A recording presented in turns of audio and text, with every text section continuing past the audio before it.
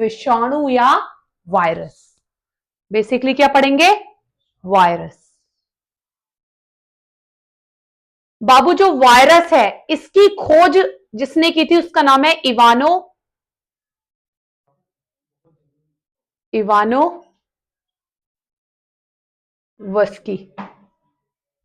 Ivanovsky. विषाणु जो शब्द है या जो विषाणु है या वायरस है उसकी खोज किसने करी थी? इवानोवस्की। अगर वायरस के कैरेक्टरिस्टिक देखें तो पहला कैरेक्टरिस्टिक है इसका वायरस का कि ये ऑब्लिगेट पैरासाइट है। क्या है? Obligate parasite.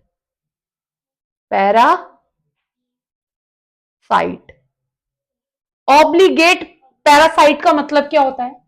वायरस को ऊर्जा यानी ऊर्जा एनर्जी चाहिए या वायरस को अपनी संख्या बढ़ानी है तो एक होस्ट की आवश्यकता होती है। किसकी आवश्यकता होती है? होस्ट। और ये होस्ट लिविंग होना चाहिए। क्या होना चाहिए? लिविंग, यानी जीवित होना चाहिए। मैंने क्या बोला? हमने पैरासाइट शब्द पढ़ा था कि इन्हें अपनी ऊर्जा या भोजन के लिए ये किसी पर निर्भर होते हैं। तो मैंने बोला वायरस ऑब्लिगेट पैरासाइट है। इसका मतलब होता है ये अपनी एनर्जी के लिए, और अगर इन्हें एक से अधिक बनना है तो उसके लिए क्या चाहिए? इन्हें एक होस्ट चाहिए। होस्ट मतलब एक जीवित प्राणी की, जीवित जीव की आवश्यकता होती है इन्हें, ऐसा जीव जो जीवित हो। वायरस तब तक हम पर अटैक करता जाएगा, वायरस तब तक हमारे अंदर अपनी संख्या बढ़ाता जाएगा जब तक हम जीवित हैं। अगर मर गए तो वायरस भी खत्म। तो वायरस को अपनी संख्या बढ़ाने के लिए या एनर्जी के लिए किसकी जरूरत होती है? होस्ट की, जो क्या होना चाहिए? जीवित। अब ये होस्ट आपको पता है बाबू, जंतु भी हो सकता है। जंतु मतलब एनिमल। ये होस्ट पादप भी हो सकता है। पादप मतलब प्लांट। ये होस्ट जीवाणु भी हो सकता है। जीवाणु मतलब बैक्टीरिया। ये होस्ट ब्लू ग्रीन एल्गी भी हो सकता है। Blue green algae. अगर होस्ट जंतु है, यानी वायरस ने किस पर अटैक करा है? जंतु पर, तो उसे बोलेंगे जंतु विषाणु। क्या बोलेंगे? जंतु विषाणु।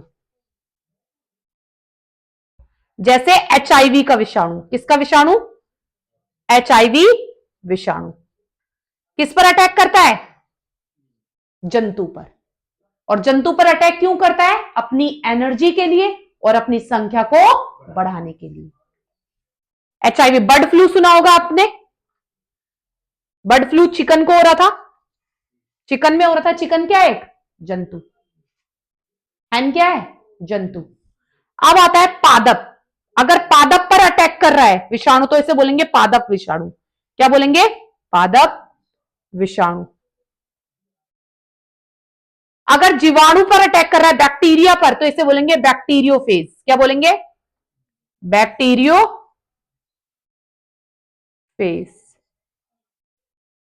और अगर ब्लू ग्रीन एल्गी पर कर रहा है, बैक्टीरिया पर कर रहा है तो बैक्टीरियोफेज। ब्लू ग्रीन एल्गी पर कर रहा है तो साइनोफेज। क्या बोलेंगे? साइनोफेज। पहले इतना समझो। अभी आज हम पढ़ रहे हैं वायरस या विषाणु। वायरस की खोज करी थी इवानोवस्की ने। वायरस के बारे में एक बात क्या है? ये ऑब्लिगेट पैरासाइट है। अपनी एनर्जी के लिए और अपनी संख्या बढ़ाने के लिए किस पर निर्भर हैं? जीव पर। जीव मतलब जो जीवित है। इन्हें एक होस्ट चाहिए ही चाहिए। अगर इनका होस्ट एनिमल है, जंतु है, तो जंतु विषाणु कहलाएगा। पादप है या प्लांटी है तो पादप विषाणु कहलाएगा। जीवाणु है तो बैक्टीरियोफेज कहलाएगा। और अगर ब्लू ग्रीन एल्गी है तो साइनोफेज कहलाएगा। जंतु में जैसे तुम हो, तुम पर किसी वायरस ने अटैक किया। किस लिए किया? ताकि एनर्जी मिले उसे। तुम खाना खाओगे और तुम्हारी एनर्जी कौन ले लेगा? वायरस। और क्या करेगा? और तुम्हारे अंदर अपनी संख्या बढ़ाने लगेगा। तो तुम कौन सी कैटेगरी में आ गए? जंतु। इसी को बोलते हैं जंतु विषाणु। जैसे एचआईवी का विषाणु किस पे अटैक करता है? जंतु पर। क्यों अटैक कर रहा है? क्योंकि एक होस्ट चाहिए। होस्ट क्यों चाहिए? ताकि एनर्जी मिले और अपनी संख्या को बढ़ा सके। दूसरा बर्ड फ्लू, ठीक है, ये पहला पॉइंट ये लिखो, फिर दूसरा पढ़ाती हूं। क्या हुआ? वायरस एक ऑब्लिगेट पैरासाइट है। इसे एनर्जी के लिए या अपनी संख्या बढ़ाने के लिए एक होस्ट की आवश्यकता होती है। होस्ट क्या होना चाहिए? लिविंग। ये होस्ट जंतु भी हो सकता है, एनिमल भी हो सकता है, प्लांट भी हो सकता है, बैक्टीरिया भी हो सकता है, और ब्लू ग्रीन एल्गी भी हो सकता है। बाबू जो पादप विषाणु है, यानी होस्ट कौन है इसके लिए? पादप। वायरस के लिए होस्ट कौन है? पादप। तो एक आपने सुना होगा, एक टोबैको, बताती हूं इसका, टोबैको मोजैक।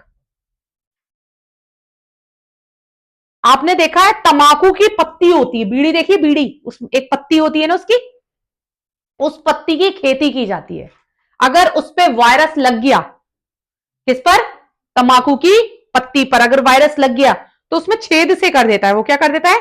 छेद से। तो यानी उसमें क्या लग गया, इससे क्या पता चलता है? या उसको पीला पीला कर देता है। इसका मतलब क्या हो गया है?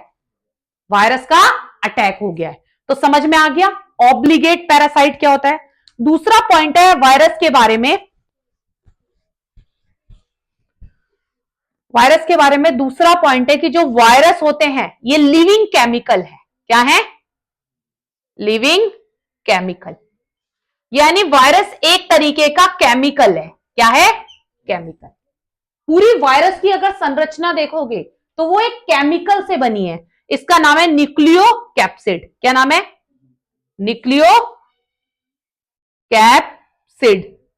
अब न्यूक्लियो और कैप्सिड, जो वायरस होता है इसकी जो बाहरी संरचना होती है, ये जो बाहरी संरचना होती है, गलत बना दिया, वायरस की जो बाहरी संरचना होती है वो किससे बनी होती है? कैप्सिड से। कैप्सिड क्या है? कैप्सिड एक तरीके का प्रोटीन है। और कैप्सिड किससे बना होता है? प्रोटीन से। किससे बना होता है? प्रोटीन से। मैंने क्या बोला? जो वायरस है वो लिविंग केमिकल है। ये लिविंग और नॉन लिविंग के बीच की एक कड़ी है। ना तो जिंदा है ना मरा हुआ है। जब बाहर है तो मरा हुआ है, आपकी बॉडी में है तो जिंदा है, क्योंकि इसमें कोशिका नहीं है। लेकिन जैसे ही किसी होस्ट पर अटैक, कोई होस्ट मिल जाता है इसे, तो वैसे ही अपनी संख्या को बढ़ाने लगता है। तो वायरस बना किससे? न्यूक्लियो कैप्सिड से बना है। किससे बना है? Nucleo capsid. जो बाहरी आवरण होता है वायरस का वो कैप्सिड से बना होता है। और कैप्सिड किससे बना होता है? प्रोटीन से। अब न्यूक्लियो क्या होता है? न्यूक्लियो मतलब इसके अंदर का जो आनुवांशिक पदार्थ है जो इसके न्यूक्लियस में है। कहां पर है बाबू? न्यूक्लियस में। या तो डीएनए होगा या आरएनए। मैंने आपको बताया था हम इंसानों में, हमारे न्यूक्लियस में डीएनए भी पाया जाता है और आरएनए भी पाया जाता है। लेकिन वायरस में या तो आरएनए या तो डीएनए। तो पहला पॉइंट, वायरस ऑब्लिगेट पैरासाइट है, यानी अब एनर्जी के लिए या अपनी संख्या को बढ़ाने के लिए किसी होस्ट की आवश्यकता होती है। और ये होस्ट क्या होना चाहिए? लिविंग होना चाहिए।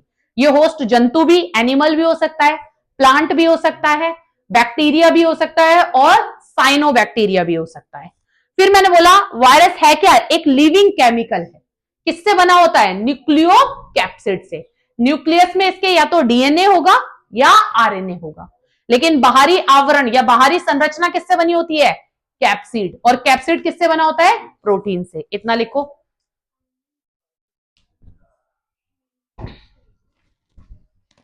हमने पढ़ा वायरस ऑब्लिगेट पैरासाइट है। दूसरा पढ़ा कि लिविंग केमिकल से बना है, एक तरीके का केमिकल है। वायरस में दो तरह का जेनेटिक मटेरियल पाया जाता है, या तो डीएनए वायरस होगा या आरएनए वायरस। डीएनए वायरस का एग्जांपल है बाबू स्मॉल पॉक्स। आपने सुना है छोटी माता बड़ी माता। अगर माता निकल रही है तो वो किसका अटैक है? वायरस का।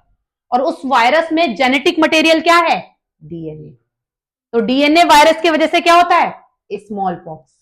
दूसरा है मंकी पॉक्स। Monkey pox. अब आरएनए का बड़ा बड़ा जिक्र होता है। आरएनए वायरस का जो एग्जाम्पल है वो है राइनो। आपने देखा है कोल्ड, जुकाम, खांसी क्यों होता है? राइनो वायरस, जिसमें अनुवांशिक जेनेटिक मटेरियल क्या है? आरएनए। यह आप पर अटैक करता है। कौन सा वायरस? आपको कोल्ड होता है, अगर जो आपके संपर्क में आएगा, आपके कांटेक्ट में आएगा, उससे भी क्या होगा? कोल्ड होगा। आपसे दूसरे में पहुंचाया है, दूसरे से तीसरे में, इस तरीके से ये अपनी संख्या बढ़ाता है। वो कौन सा वायरस होता है खांसी जुकाम का? राइनो। जेनेटिक मटेरियल क्या है? आरएनए। एक होता है डेंगू, डेंगू बहुत सुनते होंगे, क्या? डेंगू। डेंगू डेंगू किसी को हुआ, किसने अटैक किया? आरएनए वायरस ने। यह आरएनए वायरस के एग्जांपल है। आरएनए वायरस का मतलब है वायरस के जेनेटिक मटेरियल में क्या है? आरएनए। डीएनए वायरस का मतलब है वायरस के जेनेटिक मटेरियल में क्या है? डीएनए। डेंगू, पोलियो सुना है? पोलियो भी कौन सा वायरस है? RNA virus. Rhino, dengue, polio. Covid 19 क्या था? RNA virus. कौन सा वायरस था? आरएनए। समझ में आया इतना? या तो वायरस में जेनेटिक मटेरियल डीएनए है या आरएनए। डीएनए है, अगर डीएनए है तो एग्जांपल है small pox, monkey pox. RNA virus है तो राइनो, खांसी जुकाम, डेंगू, पोलियो, कोविड 19। इतना समझ में आया? इतना लिखो पहले। अदनान की जो खोज है वो इवानो वस्की ने की थी। ऑब्लिगेट पैरासाइट है ये, लिविंग केमिकल है, जेनेटिक मटेरियल के रूप में या तो डीएनए होगा या आरएनए होगा। डीएनए होगा तो डीएनए वायरस जैसे small pox, monkey pox. RNA होगा तो आरएनए वायरस जैसे राइनो, डेंगू, पोलियो, कोविड 19। और एक और है इबोला। क्या है बाबू? इबोला। ये 3 शब्द हमने पढ़ लिए। अब आते हैं चौथा। बाबू जो वायरस है,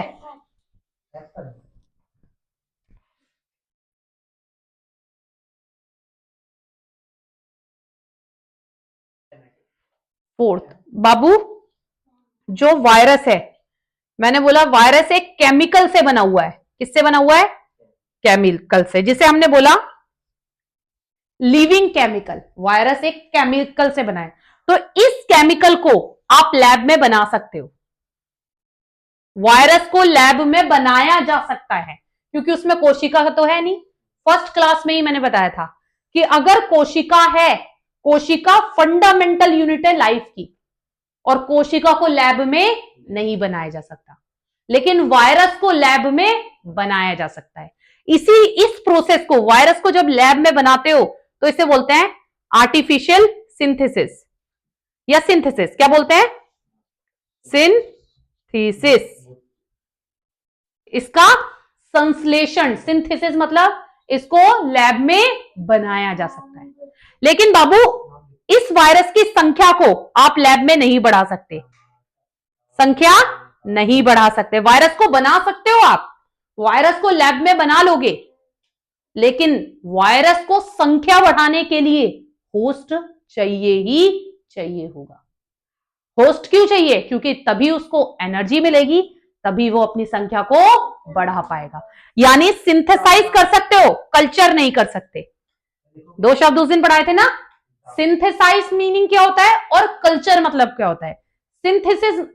सिंथेसाइसिस मतलब होता है, संश्लेषित करने का मतलब होता है कि आप वायरस को लैब में बना ले रहे हो, क्योंकि एक तरीके का केमिकल है, लेकिन आप उसकी संख्या को बढ़ा नहीं पा रहे हो, यानी कल्चर नहीं कर पा रहे हो। आर्टिफिशियल सिंथेसिस कर सकते हो आप, लेकिन कल्चर नहीं कर सकते। लेकिन बाबू आपको मैंने पढ़ाया था फंजाई। क्या पढ़ाया था? फंजाई। इसका एग्जांपल देती हूं एक।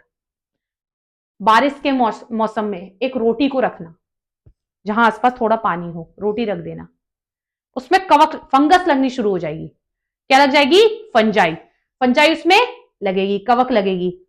पहले थोड़ी देर देखोगे तो इतनी सी होगी, धीरे धीरे धीरे धीरे धीरे धीरे धीरे धीरे अपनी संख्या बढ़ा लेगी। व्हाइट कलर की होती है। कवक क्या है? मैंने आपको पहली क्लास में बताया था, 5 किंगडम में क्लासिफाई किया है। एक है, हमने बोला यूकैरियोटिक में कौन है? वो प्रोकैरियोटिक में कौन है? बैक्टीरिया। यूकैरियोटिक में कौन है? कवक, फंजाई, प्रोटिस्टा, प्लांटी और एनिमेलिया।